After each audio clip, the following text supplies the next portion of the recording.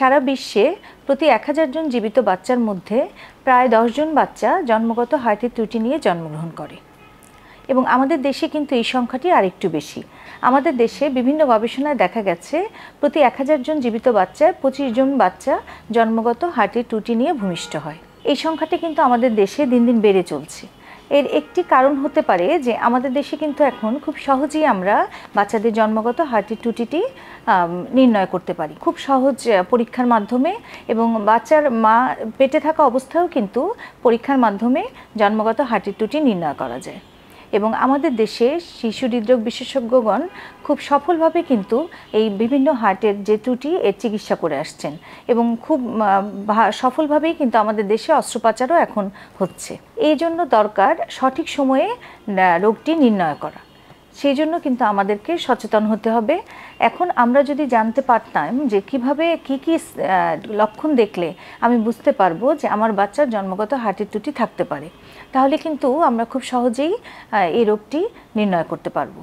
তাহলে আসুন আজকে জানি যে কিভাবে আপনি আপনার বাচ্চার জন্মগত হার্টের ত্রুটি নির্ণয় করতে পারবেন। প্রথমেই আসি যে সিমটমগুলো দেখলে আমরা সন্দেহ করব যে বাচ্চার জন্মগত হার্টের ত্রুটি থাকতে পারে।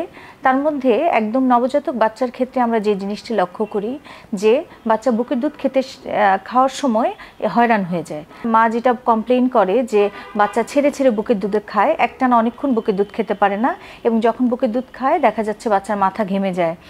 এইটা কিন্তু একটা হার্টের জন্মগত ত্রুটির একটি লক্ষণ। এছাড়া আরেকটা থাকতে পারে যে বাচ্চা যখন কান্নাকাটি করে তখন ঠোঁট বা বাচ্চার হাতের আঙ্গুল, হাত পায়ের আঙ্গুল এগুলো নীল হয়ে যায়, যাকে আমরা সায়ানোসিস বলি। এরকম কোনো লক্ষণ যদি আমরা নবজাতক বাচ্চার মধ্যে দেখি তাহলে কিন্তু অবশ্যই আমাদের বাচ্চার হার্টের পরীক্ষাটি করিয়ে নিয়ে নিশ্চিত হতে হবে যে তার বাচ্চার হার্টে জন্মগত কোনো ত্রুটি আছে কিনা। এরপর যদি আসি একটু বড় বাচ্চার ক্ষেত্রে, সেই ক্ষেত্রে একটু বড় বাচ্চাদের যদি ঘন ঘন নিউমোনিয়া আক্রান্ত হয়, ঠান্ডা কাশি, ঘন ঘন ঠান্ডা কাশি হয়, তখন কিন্তু আমাদের অবশ্যই এটা জন্মগত হার্টের ত্রুটির ব্যাপারটি মাথায় রাখতে হবে। এবং আমরা কিন্তু যেসব বাচ্চার ঘন ঘন ঠান্ডা কাশি লাগে তাদের হার্টের ত্রুটি আছে নাকি সেজন্য পরীক্ষা করাই। এছাড়া আরেকটি হতে পারে যে একটু বড় বাচ্চার ক্ষেত্রে যে বাচ্চা একটু খেলাধুলা করলেই হাঁপিয়ে যায়, একটু দৌড়াদৌড়ি করলে, খেলাধুলা করলে বাচ্চা হাঁপিয়ে যায়, এটাও কিন্তু একটি লক্ষণ।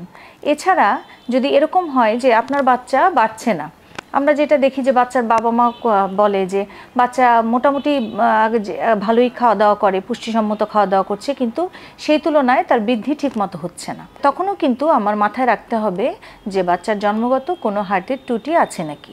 এরকম যদি লক্ষণ আমরা দেখি তাহলে কিন্তু আপনি অবশ্যই আপনার শিশু বিশেষজ্ঞের সাথে পরামর্শ করুন, এবং উনি যদি বলে তাহলে অবশ্যই হার্টের একটা, যেটা খুব সিম্পল একটা পরীক্ষা আমরা করি, ইকোকার্ডিওগ্রাফি, ইকো নামে আমরা সবাই যেটাকে চিনি, এটা করিয়ে কিন্তু আমরা খুব সহজে বাচ্চাটার হার্টের সমস্যা আছে নাকি সেটা শনাক্ত করতে পারি। এবং এই ক্ষেত্রে আমি একটা জিনিস বলবো যে এক্ষেত্রে কিন্তু আমাকে লক্ষ্য রাখতে হবে আমরা যেন হার্টের এই পরীক্ষাটি অবশ্যই একজন শিশু হৃদরোগ বিশেষজ্ঞকে দিয়ে করাই, যাতে রোগটি ডায়াগনোসিসটি ভালোভাবে হয়।